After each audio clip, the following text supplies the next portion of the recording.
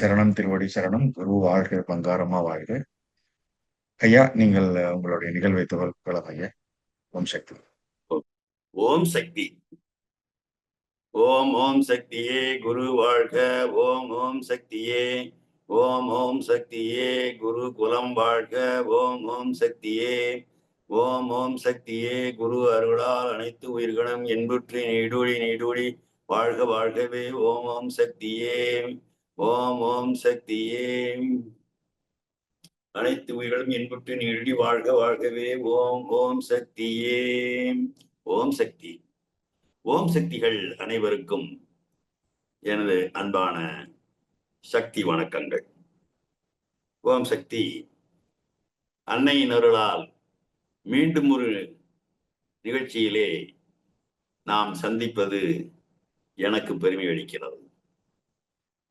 இந்த வாரம் ஒரு மருத்துவர் எழுதிய கட்டுரையே இங்கே நாங்கள் சொல்ல விரும்புகின்றோம். அந்த அம்மா பேரு doctor M Umadevi. Doctor M Umadevi, MDDA, DGO, diploma in NBE anaesthesia, மயக்கையல் துறை, தாய் சேய் நல மருத்துவமனை, ரியாத், சவுதி அரேபியா. தமிழ்நாட்டை சேர்ந்தவங்க தான் அங்க போன இடத்துல என்ன நடந்துங்கிறது தான் குறிப்பிடுறாங்க. இந்த சக்தி ஒளி கட்டுரை 1996 ஆண்டு ஜனவரி மாதத்துல 10:51 இருந்து 55 வரைக்கும் பதிவிடப்பட்டிருக்கிறது. ஓம் சக்தி. இந்த கட்டுரைக்கு அவங்க கொடுத்துக்க தலைப்பே ஓம் சஹஸ்ரார சக்தியே போற்றிவோம், ஓம் வாயு சக்தியே போற்றிவோம் அப்படின்றது. இது போற்றி திருவுருள்ல வர்ற மந்திரங்கள்ல 461, 462 மந்திரமாகும். ஏன் இந்த தலைப்பை கொடுத்தார்கள், இந்த மந்திரத்தையே தலைப்பு கொடுத்தார்கள் என்பதற்கு கட்டுரைக்கு உள்ளே நாம் சென்று பார்க்கும் பொழுது சரியாக புரிந்து கொள்ள முடியும் என்று நினைக்கின்றேன். அவருடைய வாசகங்களை தருகின்றேன். ஓம் சக்தி அம்மாவே சரணம். அம்மாவை பற்றி வர்ணிக்கவோ ஆராயவோ தரணியில் எவராலும் முடியாது. அனுபவ ரீதியாக நடந்த உண்மைகளையும் அம்மாவின் மேல் முழு நம்பிக்கை வைத்தால் நிச்சயம் பலன் கிடைக்கும் என்ற உண்மையையும் பலர் அறியவுமே இந்த கட்டுரை. பெரும்பாலும் உணர்வுபூர்வமா தான், நம்ம அனுபவபூர்வமா உணர்றதுதான் ரொம்ப கேள்விப்பட்டு படிச்சு யாரோ சொல்லி தெரிஞ்சதை விட நம்ம அனுபவத்தால் உணரும் பொழுது அந்த அனுபவம் நேரடியாக மனதின் பால் சென்று விடும். அப்ப முழு நம்பிக்கை வச்சிருந்தோம்னா அதுக்கு ஒரு பலன் கிடைக்கும். ஓம் சக்தி அதை சொல்றதுக்கு தான் இந்த கட்டுரைன்னு அவங்க குறிப்பிட்டு இந்த கட்டுரையை தொடங்குறாங்க. இந்த கட்டுரை வெளிவந்த ஆண்டு சொல்லிட்டு 1996 ஆண்டு. அவர்களுக்கு என்னன்னா, சரி, அப்ப சென்னை அரசாங்க மருத்துவமனையில் மயக்குனர் அனஸ்தீசியா கொடுக்குறாங்கல்ல, அது டாக்டர், அந்த பகுதியில அந்த பிரிவுல வேலை பார்த்துட்டு இருந்தவங்க. அவங்களுக்கு 21/12/1994 ஆண்டு. அவங்க தேதியெல்லாம் குறிப்பிட்டிருக்காங்க, தெளிவா குறிப்பிட்டிருக்காங்க. தமிழக அரசு எம்ப்ளாய்மெண்ட் எக்ஸ்சேஞ்சிலும்ல வேலை வாய்ப்பு நிறுவனம் ஒன்றிலிருந்து அவருக்கு உத்தரவு வந்தது. என்ன உத்தரவு? 23ஆம் தேதியே புறப்பட்டு அரேபியாவில் வேலையில் போய் ஜாயின் பண்ணுங்க அப்படின்ட்டு. 21ஆம் தேதி உங்களுக்கு தகவல் கிடைக்குது. 22ஆம் தேதி இங்க பார்த்த வேலையிலிருந்து ரிலீவ் ஆர்டர்லாம் வாங்கிட்டு 23ஆம் தேதி காலையில புறப்பட வேண்டிய சூழ்நிலை. எல்லாம் புயல் வேகத்தில் நடந்தது. ஆனா இதுக்கு இன்று எப்ப நடந்ததுன்னா 2 வருஷத்துக்கு முன்னால எப்போ 94ல 92ல இந்த 2 வருடங்களுக்கு முன்பு பிளேக் நோய் மற்றும் பல்வேறு காரணங்களை முன்னிட்டு தாமதம் ஏற்பட்டதால் இந்த உத்தரவுகள் வழங்கப்படவில்லை. இது யாரும் எதிர்பார்க்காம 23 ஜாயின் பண்ணி புதுசா ஆர்டர் வந்துட்டு, இந்த உத்தரவின்படி 23/12/94 1990 காலை புறப்பட்டு ரியாத் வந்து சேர்ந்தேன். ஆனால் வேலை செய்ய வேண்டிய மருத்துவமனையோ ரியாத்திலிருந்து 85 கிலோமீட்டர் தூரத்தில் புராமிலா என்ற இடத்திற்கு இருந்தது. அங்கு என்னை அழைத்து சென்றார்கள்.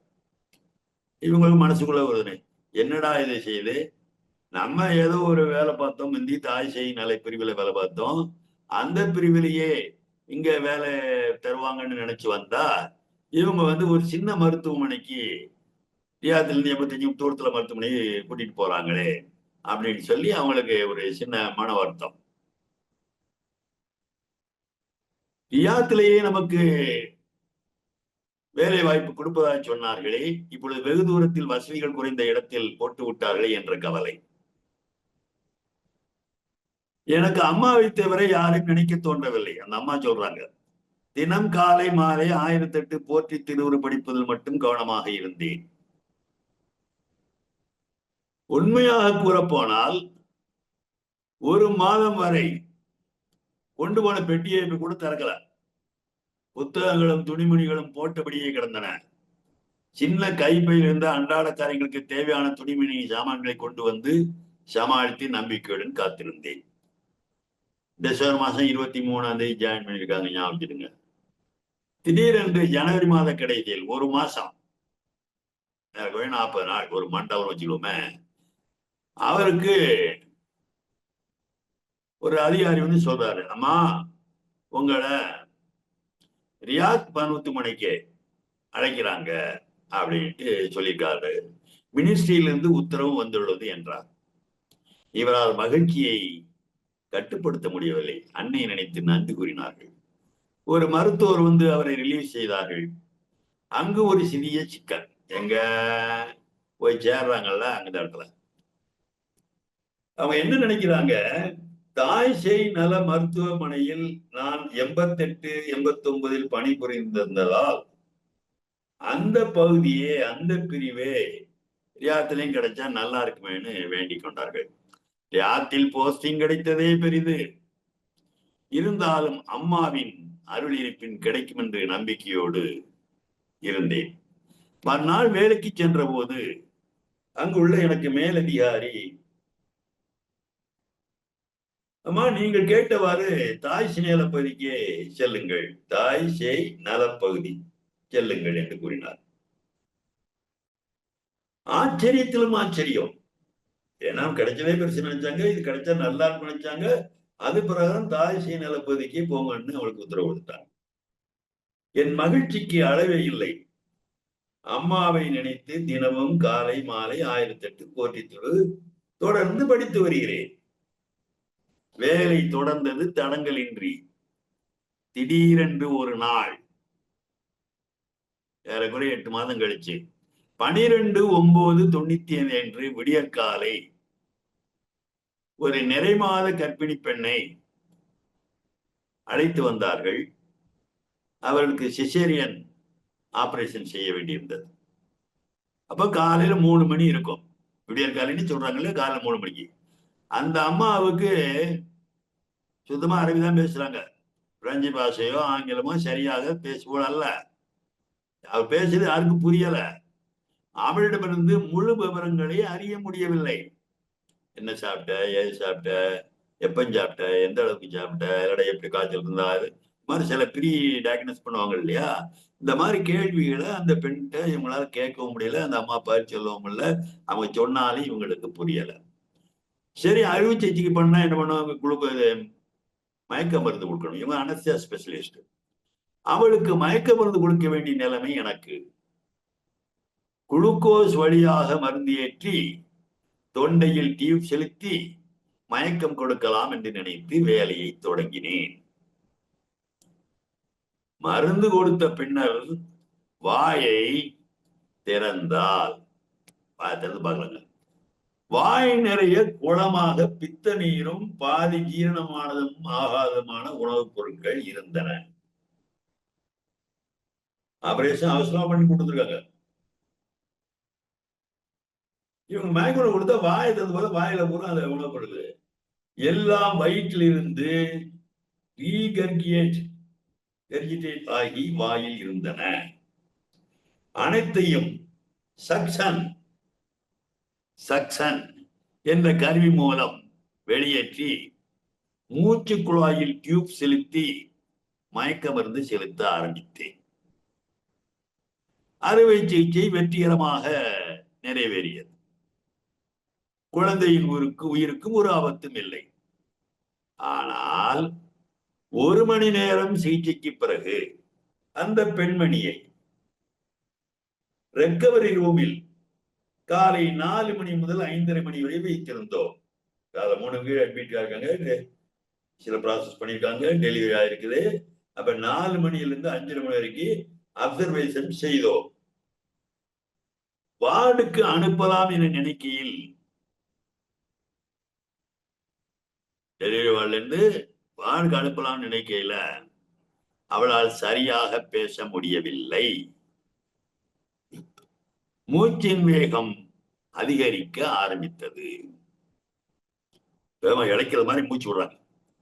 பரிசோதித்து பார்க்கையில் நுரையீரலில் இன்னும் கொஞ்சம் தண்ணீர் உணவு பூந்ததின் விளைவுகள். ஏற்கனவே சரியான வாயிலிருந்து கிளீன் பண்ணாங்க. இது இன்னும் கொஞ்சம் இருந்திருக்கு கொடுக்கு, அது நுரையீரலுக்குள்ள போயிட்டு கூட. இன்னும் கொஞ்சம் தண்ணீர் உணவு பூந்ததின் விளைவுகள். அவங்க ஆங்கிலத்தில் சொல்றாங்க ஆஸ்பிரேஷன் ஹியூமனிஸ்ட் லீடிங் ஆன் டு பல்மோனரி வைடமா அப்படின்னு சொல்றாங்க. நான் உச்சரிப்பு சரியாங்கிறது தெரியல. பிரச்சனை தான், நுரையீரலுக்குள்ள உணவு போயிடும். பின்னர் என்ன செய்வது? இது நடந்தது எங்க நடக்குதுன்னா, ரியாத்துல இருக்க ஒரு சின்ன ஹாஸ்பிட்டல் தான், பெரிய ஹாஸ்பிட்டல் அட்மிட் பண்ணல. இவனுக்கு ஜாயின் பண்ணல. ரியாத்துல வந்துட்டாங்க, ஆனா மருத்துவமனை சின்ன பிரிவுல இருக்கிறாங்க. பெரிய மருத்துவமனை நாங்கள் பிரசவம் பார்த்த அந்த மருத்துவமனையிலிருந்து ஒரு 3 கிலோமீட்டர் தூரத்தில் உள்ளது. ஆம்புலன்ஸ் மூலம் அழைத்துச் செல்ல வேண்டிய நிலைமை ஏற்பட்டது. அங்கு ஒருவாறு சேர்ப்பதற்கு வரை அந்த அம்மா மூச்சு விடுறதுக்கு உதவி செய்யும் கருவியில் வெண்டிலேட்டர் பொருத்தினோம். வெண்டிலேட்டர் மூச்சு விடுறதுக்கு ஹெல்ப் பண்றது. அப்போதும் அம்மாவை நினைத்து பிரார்த்தித்தேன். எனக்கு தெரிந்த வரையில் மருத்துவ ரீதியாக எந்தவித தவறும் செய்யவில்லை. மருத்துவ தவறாக எந்த தவறும் செய்யவில்லை. ஏன் இந்த அம்மா கஷ்டப்படுறாங்க? அம்மா தாயே, ஏன் இந்த சோதனை? இந்த பெண்மணி ஒரு குழந்தைக்கு தாய் தானே, நீ தாய் தானே, ஏமா அவளை சோதிக்கிறாய் என்று அம்மாவை நினைத்து கொண்டே இந்த மந்திரங்கள் தானாக மனசுல தோணுது. தொடர்ந்து 1008 போட்டு படிக்கிற பழக்கம் இருக்கவங்களுக்கு எந்த நேரத்துக்கு எந்த மந்திரம் வேணும்னு சொல்லணும்னு கரெக்டா அந்த மந்திரம் எடுத்து கொடுப்பாமா. ஓம் சகசார சக்தியை போற்றிவோம், ஓம் வாயு சக்தியை போற்றிவோம். ஏன்னா மூச்சு பிரச்சனை, மூச்சு விட முடியல, வேகமா போகுது. அதனால இந்த இடத்துல ஓம் சகசார சக்தியை போற்றிவோம், ஓம் வாயு சக்தியை போற்றிவோம் என்ற மந்திரங்களை இந்த அம்மா சொல்ல ஆரம்பிச்சாங்க. அந்த வாயு சக்தியின் அர்த்தம் என்ன? அந்த அம்மாவுக்கு அந்த பேஷண்டுடைய நிலையை பார்த்து அம்மா வேண்டிக்கிட்டு ஓம் சகசார சக்தியை போற்றிவோம், ஓம் வாயு சக்தியை போட்டு மந்திரம் திருப்பி திருப்பி சொல்றாங்க. அந்த அம்மாவே எழுதுறாங்க, அந்த வாயு சக்தியின் அர்த்தம் என்ன?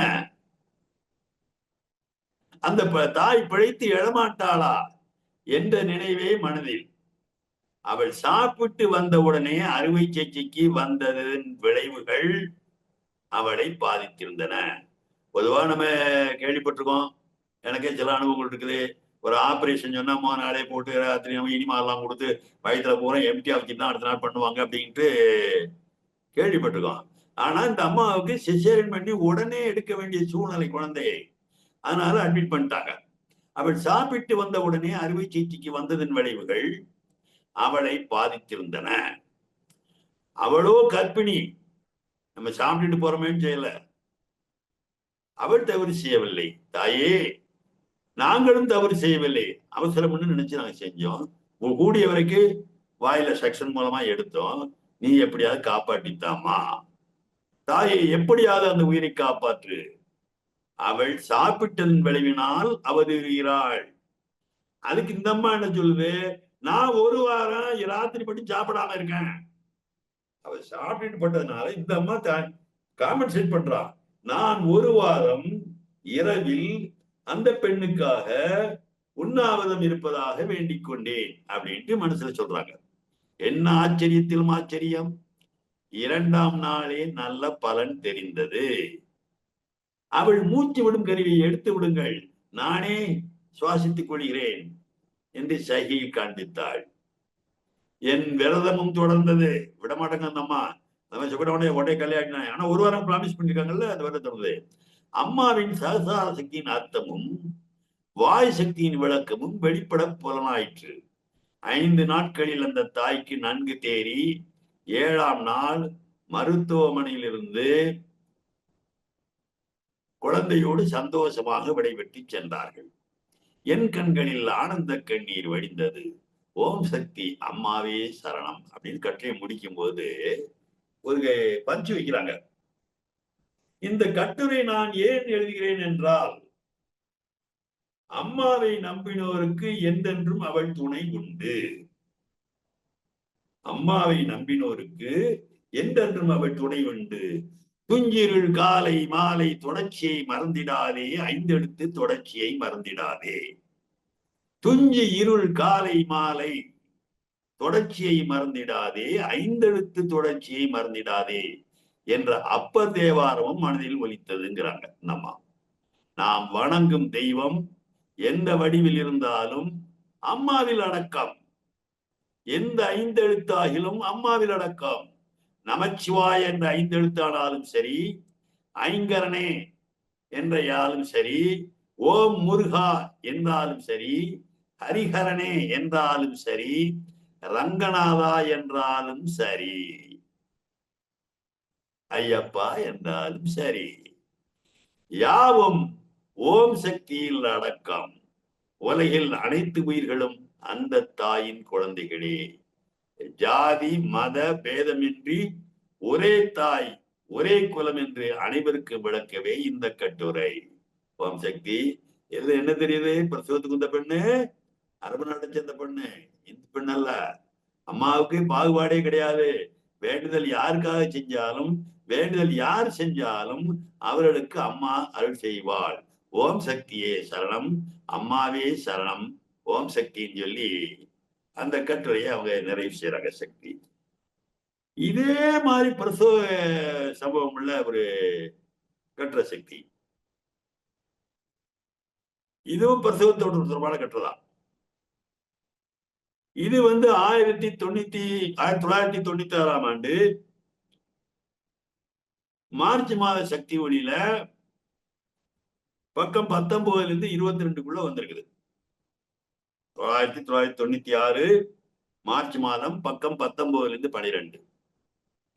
இந்த கட்டுரை எழுதியவர் மதுராந்தகத்தைச் சேர்ந்த ஒரு அன்பர். அவர் பேர் எம் குமார், சக்தி எம் குமார். அவர் சொல்றார், அவருக்கு ஒரு ஃப்ரெண்ட் இருந்தாங்களாம். அவர் எப்போதும் அடிகளார் அம்மாவை குறை சொல்லிக்கிட்டே இருப்பாராம். குறை சொன்னா கூட பரவாயில்ல, அவமரியாதையா பேசிட்டு இருப்பாராம். அம்மா பேசல கேட்டாலே பாவம் சொல்லுது, வேற வழி கிடையாது. பக்கத்துல ஃப்ரெண்ட் எப்படி சகிக்க முடியும்? என் புருஷனே பொண்டாட்டிட்டு பேசுவான், பொண்டாட்டி வைக்கிற புருஷனை விட்டு போக முடியுமா? அந்த மாதிரிதான் இது. அவங்களையும் திருத்தணும்னு நம்ம வேண்டிக்கிடுவோம். அப்படித்தான் என்ன திருத்தணும், நானே அந்த கதை தானே. அவதாரம் என்றால் என்ன, ஆன்மீக உலகின் குருவின் முக்கியத்துவம் என்ன என்ற விவரமெல்லாம்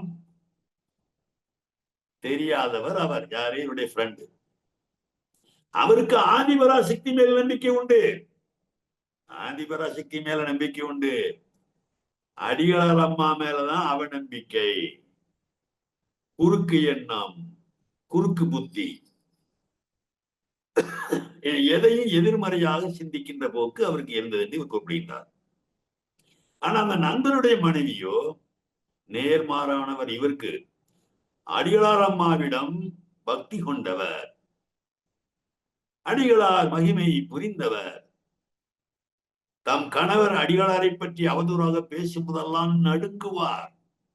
துடிப்பார். அம்மா, என் கணவரை தண்டித்து விடாதே, அவருக்கு நல்ல புத்தியை கொடு என்று வேண்டிக் கொண்டே இருப்பார். அவரை அதுக்காக பொறுப்பு கொடுக்கிறார். யாரு? நம்ம அம்மாவுக்கு. இந்த நண்பருடைய மனைவி அடியார் அம்மாவுக்கு ஒரு சார்ஜ் கொடுக்கிறார். அவரை திருத்தி உன் வழிக்கு கொண்டு வருவது உன் பொறுப்பு. அவரை திருத்தி வழிக்கு கொண்டு வருவது உன் பொறுப்பு அப்படிங்கிறது அவருடைய பிரார்த்தனை. அந்த நண்பருக்கும் அந்த மனைவிக்கும் ஒரு மூத்த மகள் நிறைமாத கர்ப்பிணியா இருந்தாங்க. அவங்க பிரசவத்துக்கு ஆச்சிட்டு அம்மா வீட்டுக்கு வந்திருக்காங்க. ஆதிபராசி மேல் நம்பிக்கை உண்டு அவருக்கு. அதனால பக்கத்துல இருக்க கோயில் மருவாரத்துல இருந்து குடும்பத்தோடு மருவத்தூருக்கு வர்றாங்க. அப்ப அந்த மனைவியானவள், தாயானவள், அம்மா, என் பொண்ணு பிரசவம் நல்லபடியா நடக்கணும், அதுக்கு நீதாம்மா அருள் பண்ணணும், நீ தான் காப்பாற்றணும்னு கருவறை முன்னால அம்மாட்ட வேண்டிக்கிறாங்க. ஓம் சக்தி அவரும் வேண்டிக்கிட்டு இருப்பார். அப்ப இந்த மகள் கால நிறைமாத கர்ப்பிணி, அவளுக்கு அம்மா மேல பக்தி உண்டு. அவங்க தாயை போல அந்த அம்மா. அப்பா, கோயிலுக்கு வந்ததுதான் வந்தோம், அடிகளாரையும் தரிசனம் செய்துவிட்டு போகலாப்பா அப்படின்னு கேட்கிறாங்க. வேற முடியாது, தப்பா, இதெல்லாம் எனக்கு பிடிக்காத விஷயம் தெரியுமில்ல அப்படின்னு அடக்கினார். பிறகு சரி சரி, உள்ளத்தாச்சி பெண் ஆசைப்படுற, உன் ஆசையை கெடுப்பானே, வா போகலாம் என்று கூறியபடி அடிகளார் தங்கி இருந்த அருள்கூடத்துக்கு வந்தனர். அம்மா வந்துட்டியா அப்படின்னு அம்மா சில நம்மட்டி சிரிச்சிருக்கான். அனுபவங்களுக்கு தெரியும். அடிகளார் அவர்கள் புன்முறுவல் பூத்த போரு, வாயா, என்ன விசேஷம்? உனக்கு சட்டியில இருக்க தயிர் பிடிக்குது, சட்டி பிடிக்கல. பாத்திரம் பண்டம் பிடிக்கிறது, பாத்திரம் பிடிக்கிறேன்னு சொல்லுவோம் சேர்ப்போம். இப்போ அம்மா சொல்லுது, சட்டியில இருக்கிற தயிர் பிடிக்குது, ஆனா சட்டி பிடிக்கல. அந்த தயிரை உள்ளே வைத்திருப்பது சட்டிதான். ஒழுக்க கண்டென்சர் தாங்களுக்கு ஒரு பாத்திரம் இல்லையா, அதான் அம்மா சொல்ற, அந்த தயிரை உள்ளே வைத்திருப்பது சட்டிதான். தயிர் அம்மாதான், சட்டியும் அம்மாதான், ரெண்டையும் சமமா நினைச்சுக்கப்பா. இந்த சட்டியை போக போக புரிந்து கொள்வாய். தன்னை காட்டி இந்த சட்டியை, அம்மாவையே தாங்குகின்ற பாத்திரம் அல்லவா நம்ம அம்மாவுடைய தோல சரீரம் இல்லையா, இந்த சட்டியை போக போக புரிஞ்சுக்கிடப்பா. சரி, எதுக்கு உன் மக பிரசவம் நல்லபடியா நடக்கணும், அதுதானே உன் மகள் பிரசவத்தை எல்லாம் அம்மா பார்த்துக்கும், எல்லாம் நல்லபடியா அமையும் அப்படின்னு சொல்லி விடைபெற்றுக் கொள்கிறாங்க. புறப்படும் போது அவருடைய மனைவியை பார்த்து, நம்ம வா அப்படின்னு சொல்லி தன் திருக்கரத்தால் குங்குமமும் 2 வேப்பனையும் வரவழைத்து கொடுத்தார்கள். வெளியில வந்த அன்பர் மனைவி ஆனந்த கண்ணீர், பாருங்க, அம்மா குங்குமம் வேப்பனையும் கொடுத்துச்சு அப்படின்னு சொல்லி சந்தோஷப்படுறாங்க. இவர் என்ன, இத பாரு, இந்த மோடி மசா வேலை ரோட்ல கூட இப்படி செஞ்சு காட்டுறான் அப்படி எழுதியிருக்காங்க சக்தி. இதோ பாரு, இதெல்லாம் மோடி மசா வேலை, ரோட்ல கூட இப்படி செஞ்சு காட்டுறான், இதெல்லாம் ஆளை இழுக்கிற வேலை, இத போய் இவ்வளவு பெருமையா பேசுறியே அப்படின்ட்டு மனைவியை சொல்லிட்டு வர்றாரு. வீட்டுக்கு வந்த சில மணி நேரத்தில் மகளுக்கு பிரசவ வலி ஏற்பட தொடங்கிவிட்டது. அன்பர் மனைவி அம்மாவையும் குருநாதரையும் வணங்கிவிட்டு எல்லாரும் போய் பக்கத்துல இருக்க தனியார் மருத்துவமனையில் சேர்த்து விட்டார்கள். அந்த பெண்ணை சோதித்த டாக்டர்கள், இந்த பெண்ணுக்கு ஆபரேஷன் பண்ணித்தான் குழந்தை எடுக்கணும், இந்த பெண்ணுக்கு ஆபரேஷன் பண்ணித்தான் குழந்தை எடுக்கணும், அப்பதான் தாயும் குழந்தையும் நல்லபடியா இருப்பாங்க. ஆனா இப்ப ஆபரேஷன் பண்ணலான்னு பார்த்தா ரத்த கொதிப்பு அதிகமாக இருக்கிறது, பிளட் பிரஷர் அதிகமா இருக்குது, சரி கொஞ்சம் அட்ஜஸ்ட் பண்ணி நாளைக்கு ஆபரேஷன் பண்ணிட்டா நல்லதுங்கிறாங்க. இந்த அம்மாவுக்கு ஒண்ணும் புரியல, தாய்க்கு என்ன செய்வது என்று புரியாமல் தவித்தார். அம்மாவை வேண்டி மூலமந்திரம் சொல்லி 108 குரு போற்றி சொல்லி, போற்றி திருவுரு அல்ல, மூலமந்திரம் சொல்லி 108 குரு போற்றி மந்திரம் சொல்லி ஒரு தமிழில் திருநீரும் அம்மா கொடுத்த வேப்பலையும் ஒன்று கலந்து மகளுக்கு ஊட்டினார். வேப்பலை அம்மா கொடுத்தாங்களா, வேப்பலை வச்சிருக்காங்க, வேப்பலையை கொடுத்துட்டாங்க. மறுநாள் காலில் பார்க்க வர்றாங்க, பரிசோதிக்கிற டாக்டர் இப்போது பிரஷர் நார்மலாகத்தான் இருக்கிறது, இன்றைக்கே ஆபரேஷன் செய்து விடலாம், இன்றைக்கே ஆபரேஷன் செய்து விடலாம் அப்படின்னு சொல்லிட்டு ஆபரேஷனுக்கு ஏற்பாடு போட்டு ஊசியெல்லாம் போட்டுட்டு எல்லாம் ரெடி பண்ணுங்க அப்படின்னு சொல்லிட்டு போறாங்க. போய் ஆபரேஷன் வார்டு ரெடி ஆயிட்டு இருக்குது, உள்ள கொண்டு போனோம் லேபர் வார்டுக்கு. அவர் வெளியே சென்ற சில நிமிடங்களில் அந்த பெண்ணுக்கு மீண்டும் பிரசவ வலியும் வேதனையும் ஏற்பட்டு சுகப்பிரசவம் ஆயிற்று. அழகான பெண் குழந்தை பிறந்தது. டாக்டர் சொல்றாரு சிசேரியன் பண்ணணும் கண்டிப்பா, பிரஷர் இருக்குது நாளைக்கு பண்ணிக்கலாம், சரி அடுத்த நாள் பிரஷர் நார்மல் ஆயிடுது, இன்னும் ஆபரேஷன் கூட்டு போயிடலாம் அப்படின்னு சொல்லிட்டு வெளியே போய் ஊசி போட்டு வெளியே வந்தா அந்த பெண்ணுக்கு சுகப்பிரசவம் ஆயிற்று. இது என்ன பெரிய விஷயமா கேட்டா அங்கதான் விஷயமே இருக்குது. இதுல ஆச்சரியப்படத்தக்க விஷயம் என்னவென்றால், பிறந்த அந்த குழந்தையின் நெற்றியில் திருநீற்று பூச்சும் ஒரு முழு வேப்பலையும் இருந்தது, ஒட்டி இருந்தது நெத்தியில பட்ட மாதிரி போட்டு இருக்குது. ஏன்னா திருநீர் கலந்து கொடுத்துருக்காங்க. வேப்பலையே அந்த பெண்ணு போட்டோட முழுங்க முடியாது, அது சமைச்சுதான் சாப்பிட்டுருக்கோம் இல்லையா, எப்போதும் நம்ம வேப்பலை மென்று தான் சாப்பிடுவோம். மென்று தின்ற வேப்பிலை முழுதாக நெற்றியில் ஒட்டியது எப்படி? தண்ணீரில் கலந்து அருந்திய திருநீர் குழந்தையின் நெற்றி அழகான பூச்சோடு வந்தது எப்படி? மோடி மசான் வேலைன்னு கேள்வி பேசிய அந்த அன்பருக்கு ஒன்னும் புரியல. அடிகளாரை சாதாரணமானவர் என்று கேள்வி பேசியது தப்புதான், தப்புதான். உன் மக பிரசவத்தை அம்மா பார்த்துக்கும் என்று சொன்னதுக்கு அர்த்தம் இதுதான். என் பேத்தியின் நெற்றியில் அம்மா வேப்பிலை காட்டி பிறக்க வைத்தது அற்புதம்தான். ஆபரேஷன் இல்லாமலே சுகப்பிரசவம் நடந்தது அம்மாவின் சக்தியால் தான், அடிகளார் ஆசியால் தான். ஏதோ அறிவு கட்டத்தனமா நான் பேசிட்டேன், தப்பு தப்புதான். நான் மறுபடியும் அவரிடம் போய் காலில் விழுந்து மன்னிப்பு கேட்டுக் கொள்கிறேன் என்று சொல்லி அழத் தொடங்கிவிட்டார். அப்ப அவருடைய மனைவி அவரை தேற்றி, இப்பவாது அடிகளாரம்மாவுக்கு இருக்கிற சக்தியை தெரிஞ்சுக்குங்க, அடிகளாரம்மா வேற அல்ல, ஆதிபராசக்தி வேறு இல்லைங்க, எல்லாம் அம்மாவின் சக்தி, ஆதிபராசக்தி தாங்க என்றார். தயிர் தயிரும் அம்மாதான், சட்டியும் அம்மாதான், இந்த சட்டிய போக போக புடிச்சுக்கிடுவ அப்படின்னு அம்மா சொன்ன வார்த்தைகள் அவர் மனதிலே வீங்க ஆரம்பித்தன. இயேசு வேறு பரமபிதா வேறு என்று கிறிஸ்துவர்கள் பிரித்து பார்ப்பது இல்லை. நானும் என் தந்தையும் ஒன்று என்றே இயேசு கூறினார். குமாரனை கணம் பண்ணாதவன் பிதாவையும் கணம் பண்ண மாட்டான் என்று இருத்துவது கிறிஸ்துவருடைய கோட்பாடு. இயேசுவின் அவதாரத்தில் கிறிஸ்தவர்களுக்கு இருக்கிற தெளிவு இன்று நம்மக்களுக்கு இல்லையே.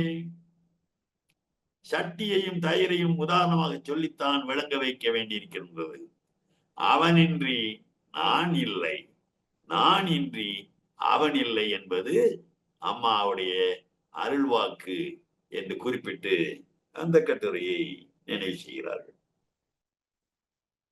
திருவெண்காடு ஊர்ல சந்தி ஒரு நிகழ்ச்சி. திருவெண்காடுன்னு ஒண்ணு நமக்கு ஞாபகம் வருது, யாரு? நம்ம சோமசுந்தர ஐயா தான் ஞாபகம் வருவார். அங்கதான் அவர் பேரே திருவெண்காடுங்கிற பேர்ல தான் கட்டுரைகளும் எழுதுவாரு. இந்த கட்டுரை 1996ஆம் ஆண்டு ஏப்ரல் மாதம் சக்தி ஒளியில பக்கம் 41 இருந்து 45 வரைக்கும் பதிவாயிருக்குது. ஆனா இந்த கட்டுரை எழுதியவர் நம்ம சோமசுந்தர ஐயா இல்ல, சக்தி செல்வராஜ் அப்படிங்கிற ஒரு சக்தி பதிவு வந்தார். தஞ்சை மாவட்டத்தே உள்ளது திருவெண்காடு. தஞ்சை மாவட்டத்தையும் உள்ளது திருவெண்காடு. அப்போ இப்ப நாகை மாவட்டம் இருக்கலாம், ஏதாவது திருவாரூர் மாவட்டமா இருக்கலாம், தெரியல எனக்கு. பழம்பெருமை வாய்ந்த ஊர், பட்டினத்தார் வாழ்ந்த ஊர், பாடல் பெற்ற தலம். எங்கள் ஊரில் ஆதிபராசக்தி சித்தர் வார வழிபாட்டு மன்றம் அமைத்து அம்மா பணி செய்து வருகிறோம். எங்கள் மன்றத்தின் பொருளாளராக இருப்பவர் சக்தி வெங்கடாச்சலம். காவல்துறையில் பணி செய்து ஓய்வு பெற்றவர்.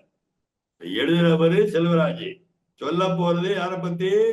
சக்தி வெங்கடாச்சலத்தை பத்தி. வெங்கடாச்சலம் 70 வயது கடந்தவர். இவர் மனைவி பெயர் சாரலாம்பாள். இருவரும் திருவெண்காடு வடக்கு வீதியில் வசித்து வருகிறார்கள். இருவரும் மன்றத்திற்கு வந்து தொண்டு செய்பவர்கள். செவ்வாய், வெள்ளி, பௌர்ணமி நாட்கள் மதியம் 3 மணிக்கே வந்து மண்டத்தை பெருக்கி சுத்தம் செய்து பூஜை பாத்திரங்களை துலக்கி வைத்து அம்மாவடத்தை துடைத்து பொட்டு வைத்து மலர் பறித்து மாலை தொடுத்து அன்னைக்கு அலங்காரம் செய்து வழிபாடு செய்து இரவு 8 மணிவில் பிரசாதங்களை சக்திகளுக்கு விநியோகம் செய்து விட்டுதான் வாழ்த்து பாடி முடித்த பின் தான் வீட்டுக்கு செல்வார்கள். மற்ற நாட்கள்ல,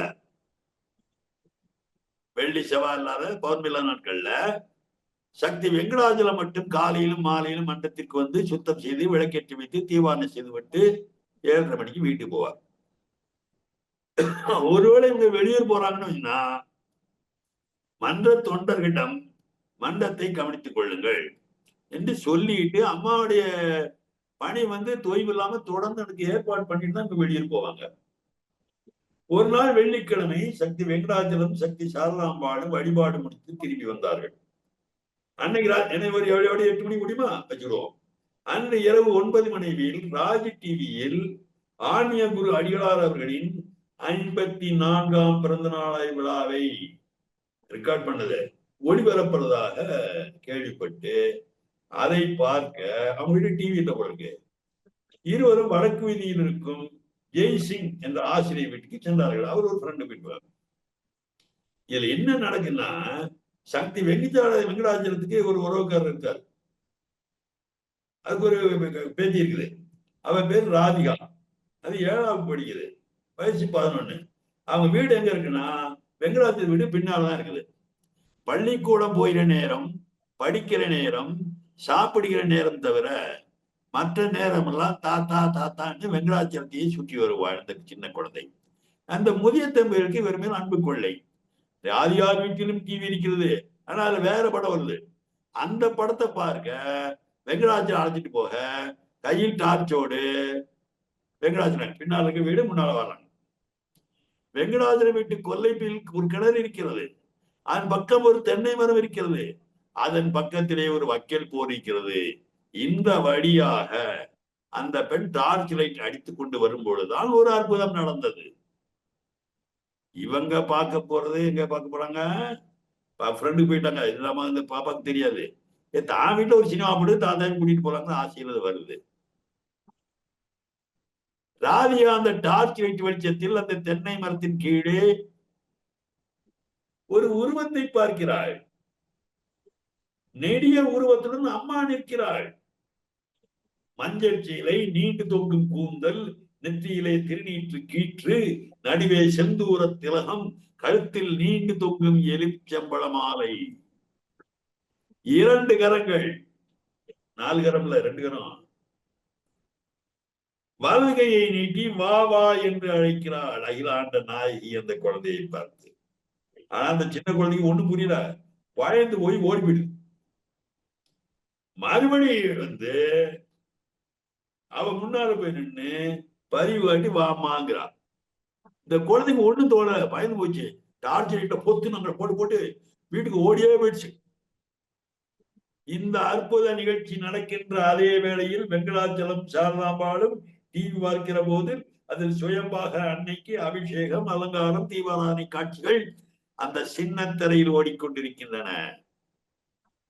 இந்த அபிஷேகத்திற்கும் ஆராதனைக்கும் உரியவள் நம் வீட்டு கொல்லைப்புறத்தில் வந்து விளையாடுகிறாள் என்பது தெரியாமலேயே அந்த தம்பதிகள், முதியவர்கள் டிவி நிகழ்ச்சியில் மூழ்கி போயிருந்தார்கள். மறுநாள் சனிக்கிழமை வருது, அந்த பொண்ணு வருது. ராதியா சக்தி வெங்காச்சலம் வீட்டுக்கு வந்தாள். அவன் நேற்று பார்த்த மிரண்டு போயிருக்கா. அதை நினைச்சு நினைச்சு பார்க்க அழுக வருது. ஏன் பாப்பா அழுகிற? வீட்டுல என்னமா நடந்தது? அப்பா திட்டினாங்களா? அம்மா அடிச்சாங்களா என்று தாத்தாவும் பாட்டியும் அந்த சிறுமியை துருவி துருவி கேட்டார்கள். அந்த பொண்ணு அப்பதான் சொல்லுது, திக்கி திணறி அந்த அற்புத நிகழ்ச்சியை விவரித்தாள். வந்த அம்மா ஒரு மாதிரி இருந்தாங்க, மாலை போட்டுனாங்க வந்துச்சு சொல்றாரு. இந்த சிறுமி சொல்ல சொல்ல சக்தி வெங்கடாஜலம் கண்களும் சாரதாம்பா கண்களும் வியப்பால் விரிகின்றன. பாப்பா, நீ அதிர்ஷ்டக்காரி. அம்மாவே உன் மண் கண் வந்து கூப்பிட்டு இருக்கிறது. மண்டத்திற்கு வந்து சாமி கும்பிடுறையே, அந்த சாமி தாம்மா, அந்த அம்மா தான் உன் கண் முன்னால வந்திருக்கு. பைத்தியக்கார பண்ண, பயந்து ஓடிட்டியே. பாத்தியா, எனக்கும் பாட்டிக்கு முன்னே வந்தாளா? உனக்குத்தான் அதிர்ஷ்டம் கொடுத்து வச்ச பெண் என்று அந்த அம்மாவுக்கு, அந்த பாப்பாவுக்கு விளக்கம் கொடுத்தார்கள். அதே சமயத்துல லேசா வருத்தம் இருக்கும்ல, நமக்கு அம்மா காட்சி தராம போயிட்டாளே இல்லையா? எல்லாருக்கும் அப்படித்தான் இருக்கும். யாராவது அவங்க காட்சி பார்த்தேன்னா புலவரே சொல்லியிருப்பாரு, அவனமே தியானத்துல அது தெரியும், எனக்கு ஒண்ணுமே தெரிய மாட்டேன்னு அவரே வருத்தப்பட்டிருக்காரு என்ற அதை எதை நிகழ்ச்சியை பதிவு பண்ணியிருக்கோம். அப்ப காட்சி அவங்க குழந்தை கொடுத்து நம்ம காட்சி தரலையே அப்படிங்கிறத சொல்றாங்க. இதே மாதிரி ஒரு வண்ணார் கதை, காவலுக்கு இந்த கதை படிச்சு இவர் மருவத்தூர் போயிட்டாரு. அம்மா வந்து செங்கல்பட்டு காவல் காத்துது. அவரு காட்சி எடுக்கல, மருவத்தூருக்கு தேடி போனவர் காட்சி எடுக்கல. ஆனா அம்மா வந்து பங்கார மருவத்துல இவர் வீட்டுல காவல் காத்த நிகழ்ச்சியை நம்ம சொல்லியிருக்கோம். நம்ம அம்மா நமக்கு காட்சி தராமல் போய்விட்டாளே என்பது சக்தி வெங்கடாச்சலத்துக்கு வருத்தமாகத்தான் இருந்தது. அவருக்கு நாங்கள் ஆறுதல் சொன்னோம். இந்த சக்தியை செல்வராய், நீங்கள் செய்கிற தொண்டு அம்மாவுக்கு தெரியாமல் இல்லை. உங்கள் வீட்டு கொல்லைப்புறத்தில் தானே அற்புதம் நடந்திருக்குது. உன் வீட்டுக்கு வந்திருக்கா இல்லையா? உனக்கு தெரியல, ஆனா உன் வீட்டுக்கு வந்துட்டாள்ல. போதாதா? நீங்கள் நாள் தவறாமல் மன்றத்துக்கு வந்து தொண்டு செய்துபடி இருக்கிறீர்கள். உங்களுக்கு உரிமையான இடத்தில் திருவடி பதித்தாள். அந்த சிறுமியின் பக்திக்கு காட்சி கொடுத்தாள். அவள் கணக்கு யாருக்கு புரியும், யாருக்கு தெரியும் என்று ஆறுதல் படுத்தினோம். மேல்மருவத்தூர் வந்திருப்பவள் யார்? ஆதிபராசிக்கு, தெய்வங்களுக்கெல்லாம் தெய்வமாக இருப்பவள். இவளை யார் யாரெல்லாம் தொழுது வழிபடுகிறார்கள் தெரியுமா என்று அபிராமி பட்டர் பாடுகிறார் என்று கட்டுரை தொடங்கணும். யார் சொல்றாங்க? சூரியன், சந்திரன், அக்கினி, குபேரன், இந்திரன், பிரம்மா, விஷ்ணு, சிவன், அகத்திய முனிவன், முருகன், கணபதி, மன்மதன் முதலிய நல்வினையுடைய அனைவரும் வந்து வணங்கி செல்கின்றார்களாம். இது பாட்டினுடைய பொருள். அந்த பாடல் என்ன தெரியுமா? ஆதித்தன், அம்புலி, குபேரன், அமரர் தங்கோன், போதில், பிரம்மன், புராரி, முராரி, பொதிய முனி, காவி பொருள் படித்த கந்தன், கணபதி, காமன் முதல் சாதித்த புண்ணியர் எண்களர் போற்றுவர் தையலையே, தையலை அம்மாவையே என்கிறது அபிராமி பாட்டி. அபிராமப்பட் பாடுறாரு. அந்த ஒரு நாள் திருக்கடவுர் அபிராமப்பட்டனுக்கு திங்கள் செய்தவள், குமரவரன் பாட்டிற்கு ஓந்து திருமலையாக்கின் வகையில் வந்து முத்துமாலையை பரிசாக கொடுத்தவள், மூகன் என்ற பூமியை கவிஞனாக்கியவள், ஆடு மேய்த்த எடையனை உலகம் போலும் கலிதாசனாக்கியவள் அவள். பிரம்மம் மட்டுமே என்று சத்தியம் என்று இருமாந்து பேசிய தோத்தாபுரி வேதாந்தியின் பரவனின் அறியாமையை போக்கி காட்டியவர்கள். சீர்காழி சம்பந்தனுக்கு நீ தானம் தந்தால், சிவன் தானம் தான் தந்தாரு. ஆனா அம்மா வந்து ஓசை கொடுத்த, அவளுக்கு பேரே ஓசை கொடுத்த நாயகி. சீர்காழி சம்பந்தனுக்கு நீ தாளம் தந்தால் ஓசை கொடுப்பவள் நான் தான் என்று சிவனுக்கே உணர்த்தியவள். பிரம்மம் வேறு, நான் வேறல்ல என்று பகவான் ராமகிருஷ்ணன் உலகத்திற்கு பாடம் ஓட்டியவள். இவர்களையெல்லாம் தம் அம்சங்களாக பெற்ற யாரோ அந்த மூலப்பரம்பொழுதான் இன்று மேல்மருவத்தில் விளையாடி கொண்டிருக்கிறது. அடிகளார் என்னும் மாநில வடிவை தாங்கி உலாவுகிறாள். ஒரு புறம் மாயையா தன்னை மறைத்துக் கொண்டு விளையாடுகிறாள். இன்னொரு புறம் அவளவன் கண்களை மாயால் மறைத்தும் விளையாடுகிறாள். அவனையும் அவன் விதியின் போக்கிலை விட்டு ஆட விட்டு வேடிக்கை பார்க்கிறாள். கள்ளமற்ற வெள்ளை உள்ளம் கொண்ட ஆத்மாக்களுக்கு மட்டுமே தன் இருப்பை அவள் புலப்படுத்துகிறாள். செவ்வாழை தொண்டர்கள் இதை உணர்ந்து கொள்ள வேண்டும். இந்த இடத்துல கபீர்தாசனுடைய வரிகளை போட்டுக்க. கபீர்தாஸ் பாபரின் கவிஞர் அவருடைய வரிகள். ஆண்டவனை பற்றாதே, வள்ளுவன் பற்றுக பற்றத்தான் பற்றினே அப்பட்டினி பற்று பற்று வளர்க்க சொல்லி இரவின் கால புனின்னு சொல்லி வள்ளுவன் சொல்றான். ஆனா கபீர்தாசர் என்ன சொல்றாரு? ஆண்டவனை பற்றாதே. ஏனென்றால் ஆண்டவன் நிதியும் நிலவும் தான் தருவான், பொண்ணும் பொருள் தான் தருவான். குருவை பற்றிக்கொள், நீ குருவை பற்றிக்கொள், அவர் ஆண்டவனையே உனக்கு தருவார் என்பது கபீர்தாசனுடைய பாடலுடைய வரிகள். இதை சொல்லி இந்த வார நிகழ்ச்சியை நிறைவு செய்கின்றேன். ஓம் சக்தி பராசக்தி. நன்றி ஐயா. கபீர்தாசனுடைய வரிகள் சத்தியமான வரிகள். குருவை பற்றினால் ஆண்டவனையே கிடைப்பார் என்ற வரிகள் அனைவரும் புரிந்து கொள்ள வேண்டிய சக்தி. நன்றி ஐயா. நாம் தொடர்ந்து சக்தி கவிதா அவர்களிடமிருந்து ஒரு 10 நிமிடம் இருக்கிறது. அவரது அனுபவங்களை நாம் கேட்டறிவோம். ஓம் சக்தி. குருவடி சரணம், திருவடி சரணம். ஓமோம் சக்தியே. ஆன்மீக குரு அருந்திரு பங்கார் அம்மா அவர்களின் திருவடிகளை சரணம். அம்மாவின் பாதங்களுக்கு சரணம். சக்திகள், நான் இப்போ அம்மா நிறைய அற்புதங்கள் நிறைய எல்லா குடும்பத்திலயும் அம்மா பண்ணிட்டு இருக்காங்க. இப்போ பாத்தீங்கன்னா சக்தி, நம்ம எல்லாம் கண்டதே காட்சி கொண்டதே கோலம் என்று அழிவுப்பாதையை நோக்கி போய் கொண்டிருக்கிறோம். நிறைய நியூஸ்கள் கேட்கும் போதும், செய்தியில டிவியில செய்தி பார்க்கும் போதும், யூடியூப் சேனல்லயும் ஒவ்வொரு செய்திகளையும் பார்க்கும்போது மனசுக்கு ரொம்ப கஷ்டமா இருக்குது. ஒரு ஒரு உயிருக்கு ஒரு மனிதாபிமானமே இல்லாம சின்ன வயசு பசங்களை எல்லாம் வெட்டுறாங்க, இந்த மாதிரி பண்றாங்க. ரொம்ப மனசு வேதனையா இருக்குது சக்தி. அம்மா நம்ம நம்ம எல்லாம் இப்படி அழிவு பாதை நோக்கி போகக்கூடாது அப்படிங்கிறதுக்காக தான் ஆன்மீகத்துக்குள்ள வர வைக்கிறதுக்காக இந்த 52 வருடங்களா ரொம்ப அம்மா பாடுபட்டு நம்ம எல்லாம் உள்ள கொண்டு வந்தாங்க. ஆன்மீகத்துக்குள்ள வந்துட்டோம் அப்படிங்கும்போது அந்த இறக்க குணம், அன்பு, பாசம் இதெல்லாம் வரும்போது எந்த ஒரு கெட்ட எண்ணமும் கெட்ட செயலும் வரக்கூடாது அப்படிங்கிறதுக்காக தான் அம்மா நம்ம எல்லாம் ஆன்மீகத்துல ஈடுபட சொல்லி வர வச்சிருக்காங்க. இப்போ நிறைய நடக்கிறத பார்த்தா ரொம்ப கஷ்டமாக இருக்கு சக்தி. ஆனா அம்மா நம்ம செவ்வாடை தொண்டர்கள் ஒவ்வொரு குடும்பத்திலையும் ஒவ்வொரு நிறைய அற்புதங்கள் நிகழ்ச்சிகளை அம்மா நடத்திட்டு தான் இருக்காங்க. இப்ப வரைக்கும் இந்த நிமிஷம் வரையும் நடத்திட்டு இருக்காங்க சக்தி. இதுல ஒரு சத்தியம் குடும்பத்துல இப்ப வரைக்கும் நடத்திட்டு இருக்கிற ஒரு அற்புதம், நிறைய அற்புதங்கள் அம்மா நடத்திட்டு இருக்காங்க. அதை பத்தி சொல்றேங்க சக்தி. அம்மா இங்க உடுமலைப்பேட்டை பக்கத்துல வந்து சக்தி பெதப்பம்பட்டிங்கிற ஊர்ல வந்து நம்மளுடைய அம்மாவுடைய மகன், நம்மளுடைய செவ்வாடை குடும்பத்தில் ஒருவர், அவர்கள் குடும்பத்தில் அம்மா நடத்தியதை சொல்கிறேன் சக்திகளை. கோவிந்தராஜன் அவர் பெயர், அவர் மனைவி பெயர் மோகனா. அவர்களுக்கு 2 பசங்க. அம்மா தான் அந்த குழந்தைங்களுக்கு பேர் வச்சிருக்காங்க. சக்தி மகேஸ்வரன், சக்தி மகேந்திரன் 2 பசங்க. அவங்க வாழ்க்கையில நிறைய அம்மா அற்புதங்களை பண்ணியிருக்காங்க. அதுல ரொம்ப முக்கியமா அம்மா காட்சி கொடுத்த நிகழ்ச்சிகளை மட்டும் சொல்றேங்க சக்தி சொல்லியிருக்காங்க. கோவிந்தராஜன் சக்தி அவர்களுக்கு 2015ஆம் ஆண்டு அவர்களுக்கு காய்ச்சல் வந்திருக்குன்னு சக்தி. காய்ச்சல்ல பாத்தீங்க அப்படின்னா 3 வைரஸ் பரவி இருக்கு. ABC என்ற மூன்று இடங்களில் 3 வைரஸ் பாதிச்சிருக்கு. அதுல வந்து அந்த சக்திக்கு ரைட் சைட்ல ஷோல்டரோட கை தூக்க முடியாம ஆயிடுச்சு. முட்டிக்கு கீழே காலும் தூக்க முடியாம ஆயிடுச்சுங்க. இன்னொரு பகுதி இடுப்பு பகுதி எழுந்திருக்க முடியாம, இந்த மாதிரி அவங்க ஒரு 15 நாட்கள் ரொம்பவும் சிரமப்பட்டிருக்காங்க ஹாஸ்பிட்டல்ல. மருந்துகள் வந்து ரொம்ப பவரான மருந்து, மாத்திரை, ஊசி எல்லாமே கொடுத்துருக்காங்க சக்தி.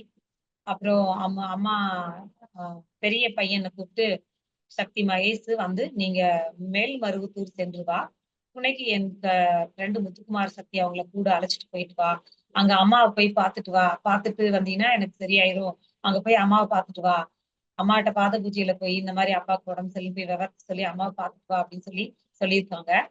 அப்போ அந்த தம்பி மகேஸ்வரன் வந்து, அம்மா அவங்க அப்பா விட்டுட்டு போறதுக்கு மனம் இல்ல, உங்களை நான் இந்த நிலைமையில விட்டுட்டு எப்படி அப்பா போறது, ரத்தம் எடுத்து பாம்பே அனுப்பி ரத்த டெஸ்ட் கொடுத்து பார்க்கணும், அதுல என்னென்ன வைரஸ் கிருமிகள் என்னென்ன பரவி இருக்கு, எதனால இப்படி அப்படிங்கிறத செக் பண்ணணும்னு சொல்லிட்டு மறுநாள் வந்து ஸ்கேன் பண்றதாக, ஸ்கேன் பண்ணி பார்த்துட்டு எல்லா இடங்களையும் ஸ்கேன் பண்ணி பார்த்துட்டு ரத்தம் எடுத்து அனுப்பணும் பாம்பே அப்படின்னு சொல்லியிருக்காங்க. இந்த பையனுக்கு ஒரு குழப்பம், அப்பாவுக்கு ஸ்கேன் பண்ண போறாங்க, ரத்தம் எடுத்து அனுப்ப போறாங்க, இந்த நிலைமையில நம்ம எப்படி அப்பாவை விட்டுட்டு போறது அப்படின்னு சொல்லிட்டு யோசிச்சுட்டு இருந்திருக்கான். அவனுடைய தம்பியை போக சொல்லியிருக்கான். இல்ல அப்பா விட்டுட்டு நான் எப்படி போக முடியும், நானும் அப்பா விட்டுட்டு போக முடியாது, ஆனா அவங்க அப்பா கிட்ட நான் கண்டிப்பா மருத்துவர் போய் நான் அம்மாவை பார்த்துட்டு வரேன்ப்பா அப்படின்னு சொல்லியிருக்காங்க. ஆனா அப்பாவை விட்டு போக மனமில்லை. அம்மாவை மட்டும் வேண்டிட்டே இருந்திருக்காங்க. அம்மா நீங்க இருக்கிற இடத்துல வந்து எங்களை பாப்பீங்க, சரி பண்ணி சொல்லியிருக்கீங்கல்லம்மா, இவ்வளவு மருந்து மாத்திரை கொடுத்து பார்த்தாச்சு, 13 நாள் தாண்டிடுச்சு, இன்னும் 2 நாள்ல மறுபடியும் ஸ்கேன் பண்ணி ரத்தம் எல்லாம் அனுப்பணும்னு சொல்றாங்க, எங்களுக்கு ஒண்ணும் புரியலம்மா, நீங்க தான் வந்து எங்களுக்கு சரி குணப்படுத்தி கொடுக்கணும், எங்க அப்பா வந்து நீங்க தான் பார்க்கணும், சரி பண்ணுங்கம்மான்னு சொல்லி வேண்டியிருக்காங்க சக்தி மகேஸ்வரன் அவங்க. மறுநாள் காலையில வந்து சக்தி ஸ்கேன் ரூமுக்கு அழைச்சிட்டு போயிருக்காங்க அவங்க அப்பாவை. அழைச்சிட்டு போய் இந்த 3 இடங்களையும் சிடிஎஸ் ஸ்கேன் எடுத்து பார்க்கணும், ஃபுல்லா எல்லாம் பார்க்கணும்னு கூட்டிட்டு போயிருக்காங்க. அழைச்சிட்டு போயிருக்காங்க. அப்ப உள்ள வந்து அவர் மனைவியும் அவங்க மனைவியோட அக்காவும் கூட போயிருக்காங்க. ஏன்னா அவர்னால எழுந்திருக்க முடியாது, கூட போயிருக்காங்க சக்தி. போய் போற அப்பா அவரு கோவிந்தராஜன் சக்திய வந்து, "அம்மா, என் பிள்ளை இந்நேரம் வந்து உங்கள பார்த்திருப்பான். உங்கள பார்க்க வந்திருப்பான்." அப்படின்னு சொல்லி அவரு வேண்டிட்டு இருக்காரு. ஆனா இவருக்கு தேவையான மருந்து, மாத்திரை எல்லாம் வந்து மெடிசன்ல வாங்கிட்டு வரணும். வெளியில போய் வாங்கணும்னு சொல்லி எழுதி குடுத்துருக்காங்க. அந்த சக்தி மகேஸ்வரன் வந்து மருந்து எல்லாம் வாங்குறதுக்காக வெளியில கடைக்கு போயிட்டாங்க. அந்த மருந்து வாங்கிட்டு வர்றதுல இவங்க உள்ள அழைச்சிட்டு போயிட்டாங்க. இவங்க என்ன நினைச்சிட்டு இருக்காங்க, மருவத்தூர் போயிட்டாங்க அம்மாவ பாக்குறதுக்கு அப்படின்ட்டு, "அம்மா உங்கள பார்க்க இந்நேரம் வந்துட்டு இருப்பான் பையன், பார்த்திருப்பான். எனக்கு சீக்கிரமா சரி பண்ணி குடுங்கம்மா" அப்படின்னு சொல்லி அம்மா வாங்கம்மான்னு அழைச்சு கூப்பிட்டுருக்காங்க. அப்போ பாத்தீங்கன்னா, நம்ம அம்மாவும், திருமதி அம்மாவும் 2 பேருமே வந்து ஜோ தம்பதியரா வந்து காட்சி குடுத்திருக்காங்க. எப்பவுமே அம்மா மட்டும் காட்சி குடுத்ததுக்காக நான் கேள்விப்பட்டிருக்கேன் சத்தினா. ஆனா இது ஃபர்ஸ்ட் டைமா பாத்தீங்கன்னா, நான் எனக்கு எனக்கு தெரிந்தது, அம்மா நெறைய இடம் போயிருப்பாங்க. எனக்கு தெரிந்தது சொல்றேன். எனக்கு சொன்ன அற்புதங்கள் சக்தி. திருமதி அம்மாவும் சேர்ந்து, நம்ம குரு அம்மாவும் 2 பேரும் சேர்ந்து காட்சி குடுத்திருக்காங்க. அந்த ஸ்கேன் ரூம்ல. அவரு பாத்தீங்கன்னா, "அம்மா வந்துட்டீங்களா? அ அம்மா நீங்களும் வந்துட்டீங்களா? திருமதி அம்மாவும் சேர்ந்து வந்துட்டீங்களா?" அப்படின்னு அப்படியே அ கையெடுத்து வணங்கி அழுதுருக்காரு. "என்ன பார்க்க நீங்களே இங்க வந்துட்டீங்களா? இருவரும்" அப்படின்னு. அப்ப அவர் மனைவியும் பார்த்துட்டு அவங்களும் கையெடுத்து கும்பிட்டுருக்காங்க. அவங்களுக்கு பேச்சு வரல. வார்த்தை வரல. அழுதுருக்காங்க. அவங்க அக்காவுக்கு வந்து புரியல. இவங்க யாருன்னு தெரியல. அவங்க வந்து நம்ம அம்மா பார்த்ததில்ல மருவத்தூர். அம்மாவ தெரியாது. தூரமா தெரியாது. அதனால அவங்க பார்த்துருக்காங்க. ஆ இவங்க 2 பேருக்கு மட்டும் நல்லா தெரிஞ்சிருச்சு. அம்மா வந்துட்டாங்க. அப்படி வந்துட்டீங்களா அம்மா? அப்படி. ஒரு ஒரு 2 நிமிஷம் அவங்க வந்து வந்துட்டு இப்படி 2 பேரும் ஆசீர்வாதம் பண்ணியிருக்காங்க. நம்ம குரு அம்மாவும், திருமதி அம்மாவும் ஆசீர்வாதம் பண்ணியிருக்காங்க. ஆசீர்வாதம் பண்ணிட்டு பார்த்தீங்கன்னா, ஒரு நிமிஷத்துல அவங்க மறைஞ்சிடுறாங்க. 2 பேரும் முழு செவ்வாடையில வந்திருக்காங்க சக்தி. அப்ப அவருக்கு மனசுக்குள்ள ஒரு தெம்பு, ஒரு தைரியம் வந்துருச்சு. நம்ம அம்மா நம்மள பாக்குறதுக்காக இங்கேயே வந்துட்டாங்க திருமதி அம்மா கூட. அப்ப நம்ம இன்னைக்கு நமக்கு இனி எதுவும் இல்ல, சரியாயிரும் அப்படிங்கிற ஒரு நம்பிக்கை வந்துருச்சு. அழுதுட்டு இருக்காங்க. அப்ப மனைவிட்ட சொல்லியிருக்காங்க, "பாத்தியா, ஜோடியாக வந்து நமக்கு தரிசனம் குடுத்துருக்காங்க, காட்சி குடுத்துருக்காங்க. இனி எனக்கு எதுவும் இருக்காது. எனக்கு சரியாயிரும்" அப்படின்னு நம்பிக்கையா சொல்லியிருக்காங்க சக்தி. அதே போலவே ஸ்கேன் பண்ணிட்டு சக்தி மறுநாள் காலையில வந்து ஒரு 4 மணி அளவுல ஒரு இன்ஜெக்ஷன் போட்டிருக்காங்க. ரத்த டெஸ்ட்டுக்கும் நாங்க எடுத்து அனுப்புறோம்னு சொல்லி ரத்தம் எடுத்துட்டு ஒரு இன்ஜெக்ஷனும் போட்டிருக்காங்க சக்தி 4 மணிக்கு. அந்த 4 மணி 6 மணிக்கு பார்த்தீங்க அப்படின்னு சொன்னா, அந்த சக்திக்கு வந்து ஏதாவது பால் அந்த மாதிரி குடுங்க அப்படின்னு சொல்லியிருக்காங்க. 6 மணிக்கு அந்த பால் கொண்டு போய் குடுக்க போகும்போது பார்த்தீங்கன்னா, அவராகவே தானாக எழுந்து அமர்ந்திருக்கார். எழுந்திருக்கவே முடியாம இருந்தவர், 13 நாட்களாக எழுந்திருக்க முடியாம இருந்தவர், 14வது நாட்கள் பாத்தீங்கன்னா, அம்மாவ பார்த்த அந்த ஸ்கேன் ரூம்ல பார்த்ததுக்கு அப்புறம் எழுந்து உட்கார்ந்திருக்காரு 6 மணி அளவுல. எல்லாருக்கும் அதிசயம், ஆச்சரியம். அப்ப பாத்தீங்கன்னா, அவருக்கு அந்த ஷோல்டர் வலியும் இல்ல, அந்த இடுப்புல இருக்கிற வலியும் இல்ல, முட்டிக்கு கீழ இருந்த அந்த வலியும் இல்ல. வலி இல்ல அப்படின்னு சொல்லியிருக்காங்க. அப்ப எழுந்து அமர்ந்துட்டாரு. அமர்ந்தது எல்லாருக்கும் ரொம்ப சந்தோஷம். அப்போ "டேய் மகேஷ், நீ மருவத்தூருக்கு போகவில்லையா? 2 பேரும் போகவே இல்லையா?" அப்படி. "இல்லப்பா, தம்பிய போக சொன்னேன். அவனும் போகலப்பா. பார்த்தியா, நீங்க 2 பேரும் மருவத்தூர் போகாம என்னை ஏமாத்தினாலும், என் அம்மா என்னை ஏமாத்தல. என்ன ஸ்கேன் ரூம்ல வந்து எனக்கு ஆசீர்வாதம் குடுத்து என் உடம்ப எனக்கு குணப்படுத்திட்டாங்க." அப்படின்னு சொல்லிட்டு அழுதுட்டு சொல்லியிருக்காரு. அப்ப பசங்களுக்கும் அத கேட்டதையும் அப்படியே அம்மாவ கையெடுத்து கும்பிட்டு அழுதுருக்காங்க. "அம்மா, எங்க அப்பாவ பார்க்க நீங்களே இங்க வந்துட்டீங்களா அம்மா?" அப்படின்னு சொல்லிட்டு அழுதுருக்காங்க சக்தி. அதன் பிறகு பாத்தீங்கன்னா, எ அவருக்கு இப்ப மறுபடியும் ஹாஸ்பிட்டல்ல 4 நாள் இருந்து ட்ரீட்மெண்ட் பார்த்துட்டு தான் வந்திருக்காங்க. ஆனா சரியாயிருச்சு. மறுபடியும் தோட்டத்து வேலையெல்லாம் பார்க்க ஆரம்பிச்சுட்டாங்க. இப்போ 23 நாட்களே ஆன சம்பவம் சக்தி அவருக்கே. தண்ணி எடுத்து விட்டுருக்காங்க. தோட்டத்துல மோட்டர் போட்டு விட்டுருக்காங்க. பசங்கள எல்லாம் அனுப்பிச்சு விட்டுட்டு, "சரி நைட் நான் பாத்துக்கிறேன். நீங்க கிளம்புங்க" அப்படின்னு சொல்லிட்டு, தண்ணி எல்லா பக்கம் பாய்ச்சி விடணும். நீங்க கிளம்புங்கன்னு சொல்லியிருக்காங்கப்பா. பசங்க 2 பேரும் போயிட்டாங்க. ஒரு பாதி தூரம் போயிருப்பாங்க. அப்போ இவங்க மோட்டர வந்து கரண்ட் சிவிசி பைப் எடுத்து ஜாயின் பண்ணியிருக்காங்க. அப்ப மோட்டர் கரண்ட் ஷாக் வந்து குடுத்து ஒயர் ஏதோ கொஞ்சம் கட்டா இருந்திருக்குது. அந்த இடத்துல தெரியாம கை வச்சுட்டாங்க சக்தி கோவிந்தராஜன் அவங்க. அப்ப கரண்ட் வந்து குடுத்துருச்சுங்களாமா. அம்மா, அம்மா, அம்மா அப்படின்னு சத்தம் போடுவாங்க. ஓம் சக்தி, பராசக்தி இத தவிர அவருக்கு எதுவுமே சொல்லல. ஓம் சக்தி, பராசக்தி, ஓம் சக்தி, பராசக்தின்னு சத்தம் போட்டிருக்காரு. தூக்கி வீசிருச்சு. அப்ப அம்மா வந்து அவர் கையில பிடிச்சு தூக்கி இந்த பக்கம் தள்ளி தூக்கி போட்டுட்டாங்க. அப்போ அந்த தோட்டத்துல வேலை பார்த்தவங்க ஓடி வந்திருக்காங்க. ஓடி வந்து பார்க்கும்போது தனியா கீழ விழுந்து கிடக்காரு. மயங்கி சுயநினைவு இல்லாம கிடந்திருக்காரு. அப்ப இது வந்து சத்தம் போட்டு மகேஸ்வரன், மகேந்திரன் அவங்கள சவுண்ட் போட்டு வேகமா ஓடி போய் கூட்டிட்டு வந்துட்டாரு. தாய் தூரமா அப்பா என்னன்னு தெரியல. மயங்கி கிடக்காரு அப்படின்னு சொல்லிட்டு. பாத்தீங்கன்னா அந்த விரல் அளவு அப்படி கருப்பாயிடுச்சுங்களா சக்தி. கருகின மாதிரி கருப்பாயிடுச்சுங்களா விரல். அப்போ அந்த ஒயர்ல பட்ட இடம் நல்லா கருகிடுச்சு. அம்மா வந்து தூக்கி அந்த பக்கம் போட்டாங்க தன் பிள்ளைய. எந்த இடத்துல எப்படி ஒரு ஆபத்துனாலும் அம்மா ஓம் சக்தி பராசக்திங்கும் போது உடனே வந்து தூக்கி அந்த குழந்தைய அவ்வளவு வெயிட்டான உடம்பு தூக்கி இந்த பக்கம் போட்டாங்க அந்த ஆபத்துல இருந்து காப்பாத்தி. அப்ப அவன் பசங்க வந்து பார்த்துட்டு எல்லாம் தண்ணி எல்லாம் தெளிச்சுட்டு அப்புறம் கொஞ்ச நேரம் 10 நிமிஷம் ஆயிடுச்சு தண்ணி தெளிச்சுட்டு பார்க்கும்போது கண்டுபிடிச்சிருக்காரு. உடனே அந்த தோட்டத்து ரூம்ல வச்சிருந்த முக்கூட்டு எண்ணெய், அகண்ட எண்ணெய், நம்மளுடைய கண்டங்களை நீக்கிற அந்த அகண்ட எண்ணெயை எடுத்துட்டு வந்து ஃபுல்லா கை ஷோல்டர் வந்து ஃபுல்லா தேய்ச்சிருக்காங்க. மறுபடியும் அதே ஷோல்டர் அதே கை ரைட் கை தூக்க முடியல அவனால. அது அம்மாவோட எண்ணெயை தேய்த்து ஒரு 5 நாட்கள் தேய்த்து சரியாகி விட்டது சக்தி. இந்த மாதிரி அம்மாவையே நம்பி நிறைய நாம எல்லாரும் அம்மாதான் எல்லாமேன்னு வாழ்ந்துட்டு இருக்கோம். நமக்கு வர ஒவ்வொரு ஆபத்துகளையும் ஒவ்வொரு பிரச்சனைகளும் எதுவா இருந்தாலும் நம்மளை காப்பாத்திட்டு இருக்காங்க. எல்லாரும் நம்பிக்கையோட வாங்க சக்தி. மருவத்தூர் வாங்க. உங்களுடைய உள்வினைகளையும் கர்மாவினைகளையும் குறைத்து அம்மா நம்மளை எல்லாம் காப்பாத்துறதுக்காக அவதாரம் எடுத்து வந்த நமது அவதார தெய்வத்தை வந்து கையெடுத்து கும்பிடுவோம். அம்மாவின் அருளை பெறுவோம். அனைவரும் மருவத்தூர் வாருங்கள் சக்தி. ஓம் சக்தி. குருவடி சரணம், திருவடி சரணம். இன்னும் நிறைய இருக்கிறது சக்தி. அடுத்த வாரம் மீதியை சொல்கிறேன் சக்தி. அம்மாவோட அருளால இந்த பாக்கியத்தை கொடுத்த அம்மாவுக்கும் கோடான கொடி நன்றி. இந்த வாய்ப்புகள் கொடுத்த அனைத்து சக்திகளுக்கும் நன்றிகள் சக்தி. மிக்க நன்றி சக்தி. அம்மாவை நம்பியவர்களுக்கு கிடைக்கிற அனுபவம் வந்து மிகவும் அலாதியானது. அது மிக்க நம்பிக்கையுடன் இருப்பவர்களுக்கு அதை பற்றி நன்றாக தெரியும். தொடர்ந்து நீங்கள் வார வாரம் உங்களுடைய அனுபவங்களை தாராளமாக பகிர்ந்து கொள்ளலாம் சக்தி. மிக்க நன்றி.